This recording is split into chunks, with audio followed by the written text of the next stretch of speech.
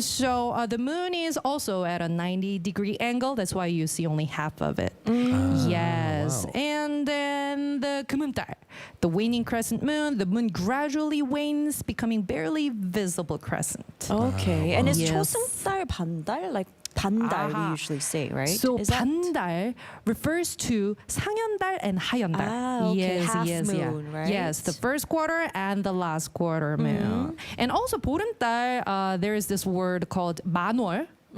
찰만달월. That's why it's Okay. full moon. Yes, yes. right, So right. when the moon is invisible, it's called 삭, which is new moon in English. New moon. Yes. Oh, you So- learned English as well. I didn't know. I didn't know that either. Really? moon Science is class 삭. here. Whoops. Yeah. So like new moon, crescent moon, first quarter, full moon, third quarter, waning crescent, new moon.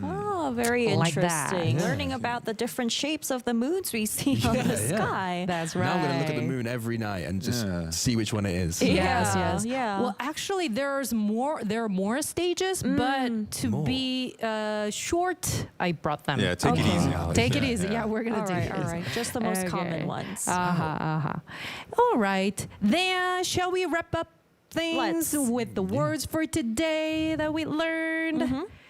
Okay, so here it goes. 길거리, street, 저런, that, and 낯설다, unfamiliar, 막다, clear, and 보름달, full moon. Yes. I don't think we need to pick one because all of them are useful, I guess. Right. Yeah, maybe. Yeah, they are pretty Yeah, useful they and are very pretty commonly used Right, in right, everyday yeah. conversations too. That's right, that's right. Okay. Yeah. Okay. All right. Cool. All right. Well, thank you so much for another great lesson of Koreans. We learned the words 길거리, 저런, 낯설다, 맑다, 보름달. And Tom, you have your own personal homework for next Yeah, I week. do. Yeah, I need Looking to forward to learn the it. alphabet basically. Yes. Learn the Wow. alphabet. All right. Starting from the Okay. beginning. All right. And we'll have the proverb quiz again next week. So again, do prepare for that Yes. as well. Yay. Get ready, you guys. All right. Yeah. Okay. Hard one. So do tune in again, Crunchers, tomorrow for more culture to crunch on, and we'll wrap up right there with our last song. Here's "Ending" by Miro featuring Sepit. Goodbye. Keep crunching. Bye. See you next week. Bye-bye. See ya.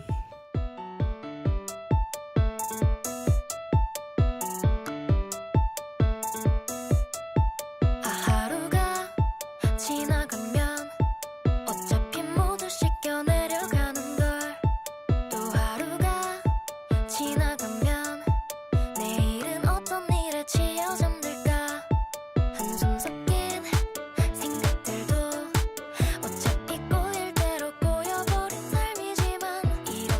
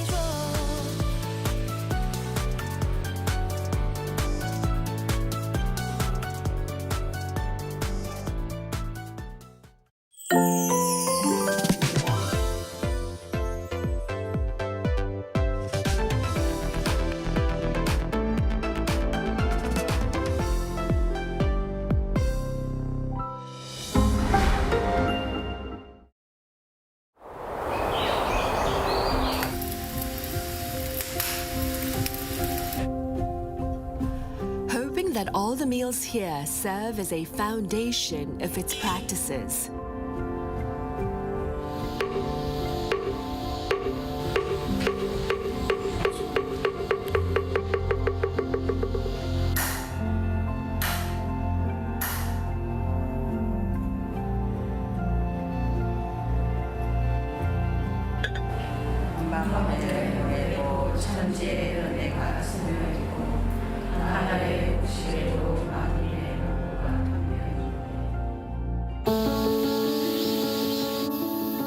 The process of making a meal requires deep interconnectedness.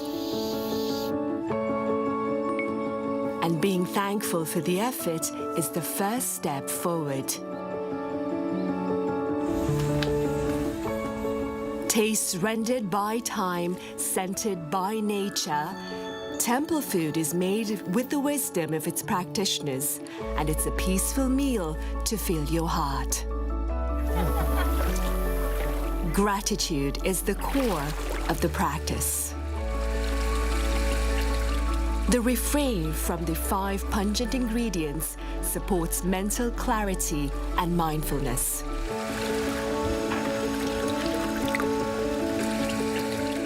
Refraining from taking the life of any living being, practicing to cherish all life.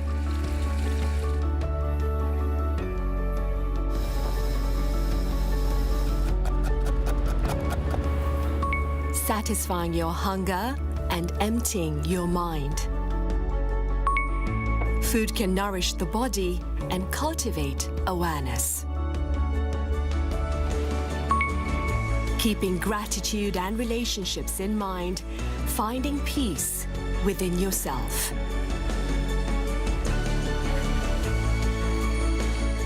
Temple food, seeking to calm and clear the mind.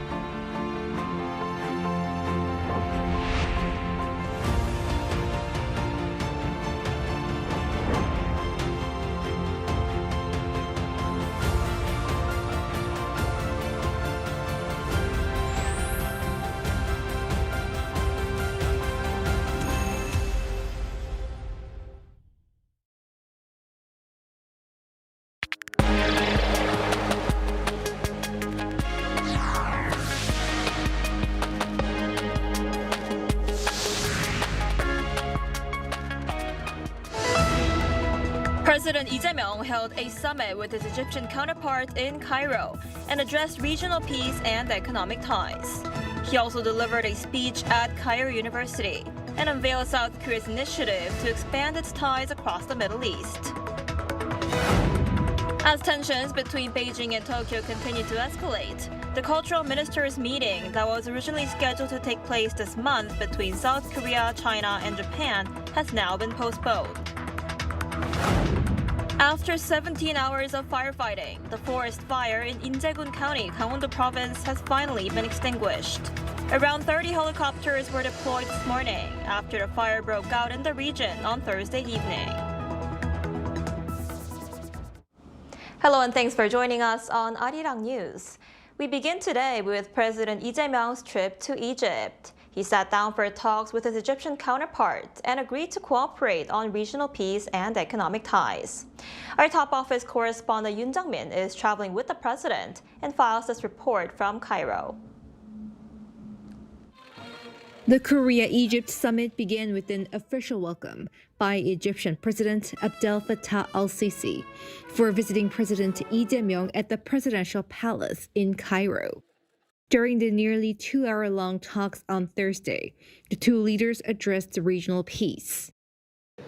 한국과 이집트는 평화 촉진자로서 한반도와 중동을 포함한 국제 평화에 함께 기여하기로 하였습니다. We agreed upon the need to deepen global peace and support for peace in the Middle East and on the Korean Peninsula. The main idea of interest was bolstering a bilateral partnership as the two countries celebrate 30 years of diplomatic ties. South Korea and Egypt will work together on the Comprehensive Economic Partnership Agreement, or CEPA, to expand bilateral economic partnership. 세파는 광범위한 경제 협력을 뒷받침할 중요한 제도적 기반이 될 것입니다. AI, communications as well as science and ICT are important in particular. President Lee expressed hopes that the two countries also cooperate on the defense industry, such as F-A-50 aircraft, building upon their joint production of the K-9 self-propelled howitzer. MOUs were signed to bolster cooperation on culture and education. Concluding the Korea-Egypt summit, President Lee will head to South Africa to attend the G20 summit for talks on sustainable growth and fairness at a time of increasing global uncertainties. Yoon Jung-min, Arirang News, Cairo. And after a summit with Egyptian President Abdel Fattah el-Sisi, South Korean President Lee Jae-myung also delivered a lecture at Cairo University. There, he presented the administration's vision for the broader Middle East. Our presidential office correspondent Song Yu-jin reports.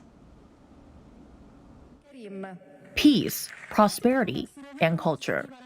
These are the three pillars of President Lee Jae-myung's Middle East strategy unveiled during his lecture at Cairo University on Thursday, one of the oldest and largest universities in the region.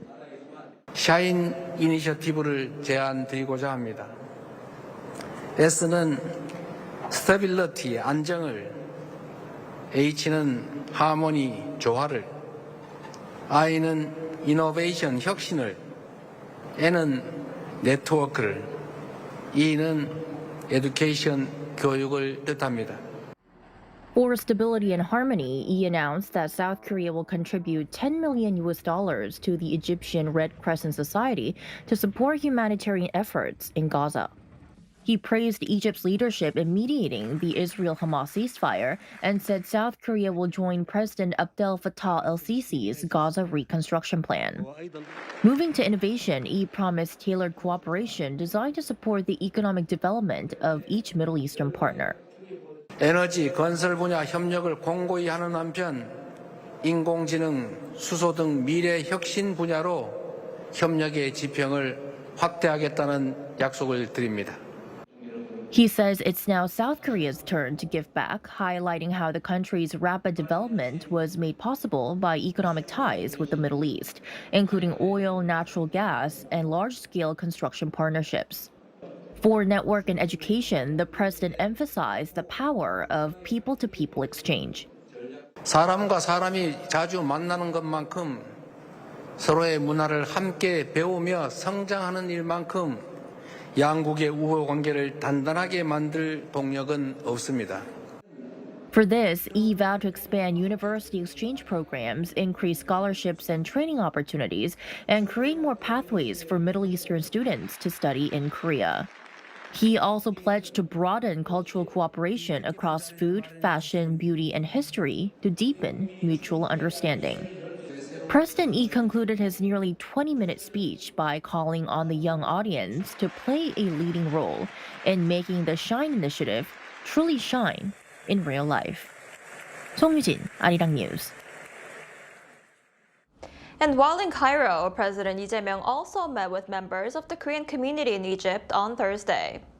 Reflecting on a summit with President Abdel Fattah el-Sisi earlier in the day, President Lee says Seoul and Cairo will significantly expand cooperation across culture, the economy, and defense. He added that the Korean community's role and presence in Egypt will expand as bilateral ties deepen. He also expressed his determination to establish a direct flight route between South Korea and Egypt. This was the first meeting of its kind between a South Korean president and the Korean community in Egypt since 2006. Meanwhile, South Korea confirmed that this month's trilateral culture ministers meeting with Japan and China has been postponed. Now, this comes as Beijing intensifies pressure on Tokyo over Prime Minister Sanae Takaichi's remarks, suggesting that a Taiwan contingency could allow Japan to exercise collective self-defense. Beijing notified Seoul on Tuesday that the trilateral meeting, scheduled for next Monday in Macau, would be postponed. It did not provide an official reason, but separately, the Chinese Foreign Ministry has expressed strong discontent linked to Takaichi's comments. The annual meeting has been held since 2007 to support cultural exchange among the three countries. With government-to-government exchanges showing strain, observers say continued tensions could delay Japan's push to host the next trilateral leaders meeting. And Ukrainian President Volodymyr Zelenskyy says he expects to speak to President Donald Trump in the coming days, after the United States presented Ukraine with a draft peace plan to end the war with Russia. However, the proposal has been met with backlash from Ukrainian officials, as it will require Kyiv to make significant concessions. Our Lee Seung-jae has more. Ukraine says it is preparing to enter negotiations with the United States on a new peace proposal that would require Kyiv to make significant concessions in order to end Russia's invasion. Ukrainian President Volodymyr Zelenskyy confirmed on Thursday that his office has received a draft plan backed by Washington and Moscow.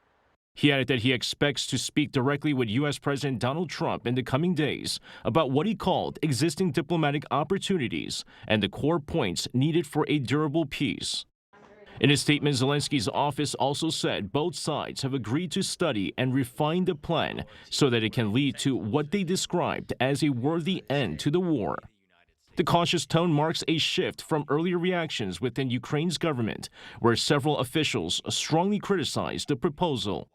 They called the reported concessions absurd and unacceptable, warning that the plan could undermine Ukraine's security and sovereignty. Zelenskyy's remarks came as a meeting was held in Kyiv with a senior U.S. military delegation led by Army Secretary Dan Driscoll. Ukrainian officials said the talks focused on battlefield needs, ongoing support, and the broader diplomatic environment surrounding the peace discussions. Meanwhile, the White House confirmed that senior Trump administration officials held talks with Ukrainian representatives over the past week. White House Press Secretary Caroline Leavitt told reporters that U.S. Secretary of State Marco Rubio and Special Envoy Steve Witkoff took part in those meetings. Special Envoy Witkoff, Marco Rubio, have been working on a plan quietly for about the last month. They've been engaging with both sides, Russia and Ukraine, equally to understand what these countries would commit to in order to see a lasting and durable peace. For now, Ukraine says it is reviewing the details of the proposal and preparing for direct talks with Washington, while international attention remains focused on how far Kyiv may be willing to go in the pursuit of peace. Lee Seung-jae, Arirang News.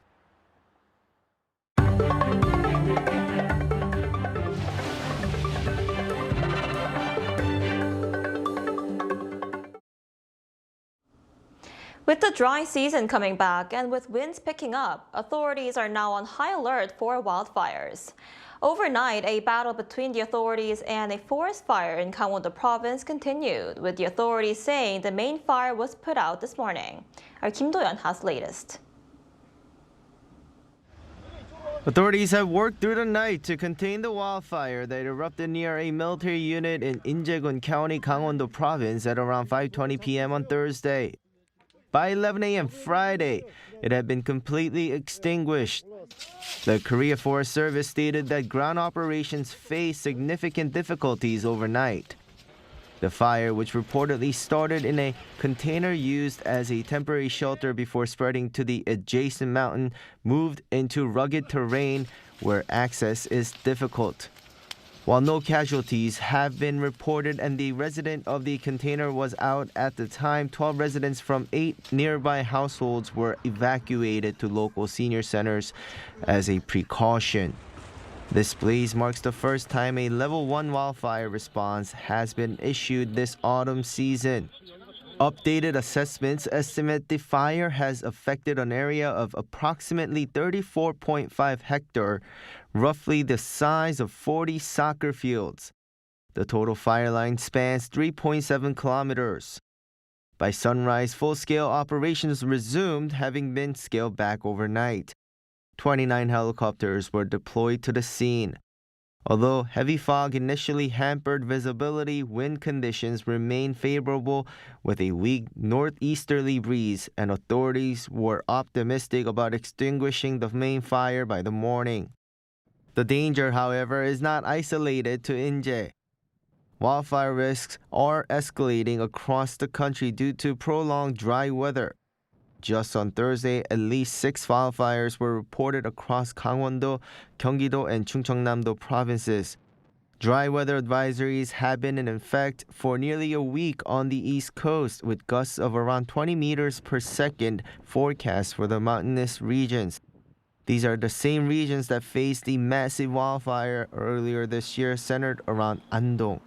Authorities warn that with the current conditions, even a small spark can lead to a disaster, and are urging the public to refrain from burning waste or using fire near mountain areas. Kim Do-yeon, Arirang News. On the economic front, South Korea's producer prices rose for the second consecutive month in October, driven by a strong dollar and surging semiconductor prices. According to the Bank of Korea on Friday, the producer price index climbed 0.2% on month to 120.82. While the overall pace of growth slowed compared to September, prices for industrial goods rose 0.5%. Now, this was largely fueled by the tech sector, with DRAM prices jumping over 28% and flash memory spiking more than 41% amid recovering demand. In contrast, prices for agricultural and marine products fell by over 4%. The central bank attributes the overall rise to the exchange rate and chip prices, noting that total domestic supply prices have reached their highest level in a year and a half. An e-commerce giant, Coupang, has reported a data leak that exposed the personal information of about 4,500 customers. According to the company on Thursday, an outside party gained unauthorized access on Tuesday to delivery-related data connected to the affected accounts. A notification text sent to customers said the leaked information includes names, email addresses, phone numbers, and saved delivery addresses. Coupang stressed that there is no evidence of any access to payment information, adding its internal systems and networks were not breached. Authorities have been notified, and Coupang says it's cooperating fully with the government as the investigation continues. And South Korea's total fertility rate reached 0.75 last year, and even with a slight rise in the number of newborns, it remains one of the lowest in the world. An international framework gaining renewed attention is UNICEF's Child-Friendly Cities initiative, which encourages local governments to embed children's rights, safety, and participation in all areas of urban policy. Our Pyeongyang has more. A city where children are not only protected, but also heard, respected, and actively involved in shaping their communities. Under UNICEF guidelines, cities must show sustained progress in child participation in decisions that affect them, safety, access to culture and play, and child rights-based governance before receiving official child-friendly city certification. Over the past decade, South Korea's first child-friendly city, Seongbuk-gu, has expanded its youth councils, strengthened child participation in budgeting, and opened new child-centered community spaces. One of those spaces is the Seongbuk Youth Center, where young people gather to debate issues, draft proposals, and develop practical civic projects. There are already many educational programs for children in Seongbuk-gu, but I think it's even more meaningful when children themselves can propose the kinds of education they feel they need. Because places like the Youth Culture Center provide a safe environment with instructors and support for a variety of activities, I can really feel that Seongbuk-gu district respects and supports children in a meaningful way. Here, children also learn confidence, communication skills, and the sense that their opinions matter. The different experiences and encouragement they receive here will eventually become valuable resources in their lives when they need them. And importantly, they are no longer seen simply as beneficiaries in need of help, but as key members of the community who live and grow alongside us, and that's the foundation of creating a truly child-friendly culture. UNICEF says the true measure of a child-friendly city lies in rights-based governance that treats children as full citizens, a priority made even more urgent by Korea's low birth rate. Given the era of extremely low birth rates, creating child-friendly cities carries significance not only for advancing children's rights, but also as a key strategy for ensuring the long-term sustainability of our society and our country. With more municipalities joining the initiative, South Korea aims to raise children on a foundation of respect and build communities where their voices are genuinely heard. 현예영, Arirang News.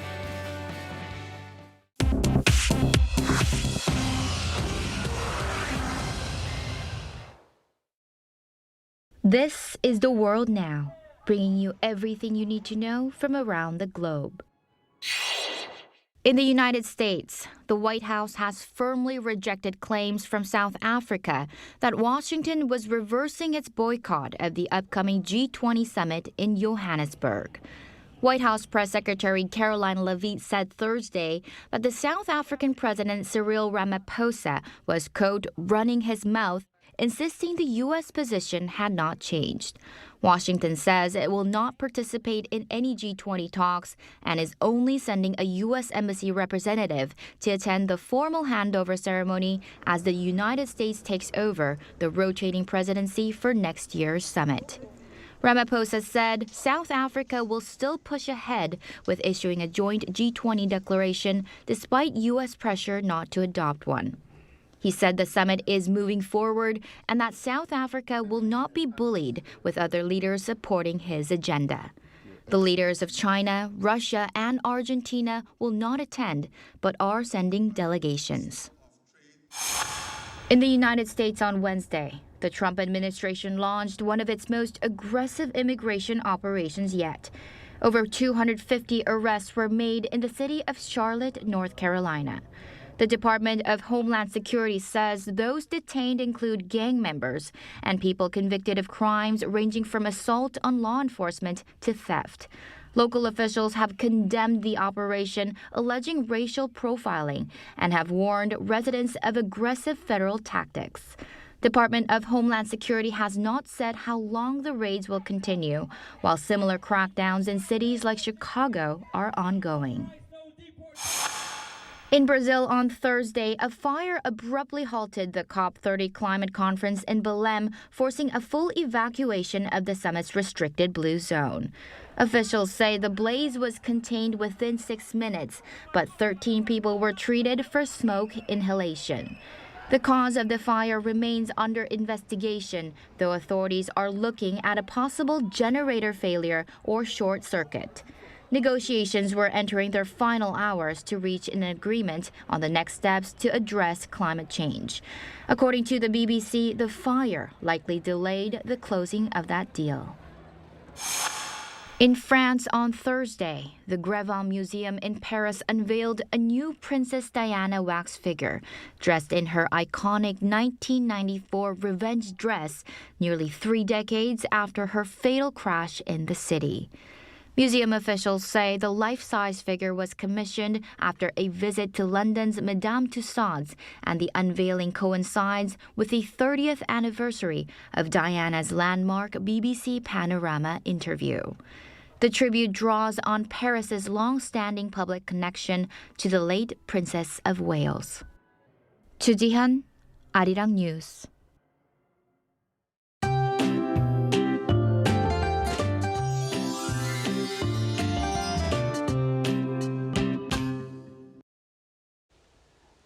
We began the day without any harsh cold, but we are seeing some pretty big temperature swings.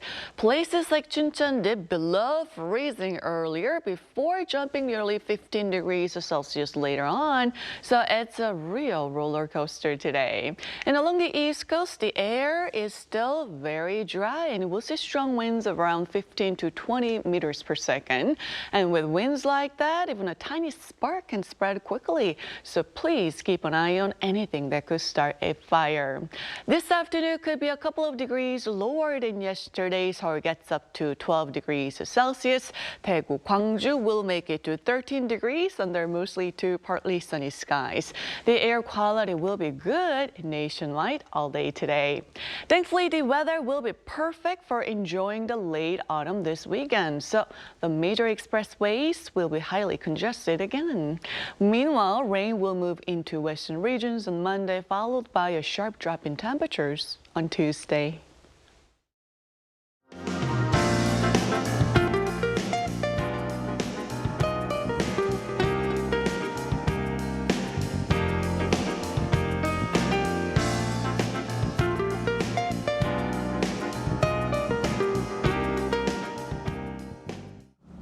Now that's all we have for today's noon edition of Arirang News. Thank you for watching. We'll be back at 5 p.m. Korea time. Stay tuned.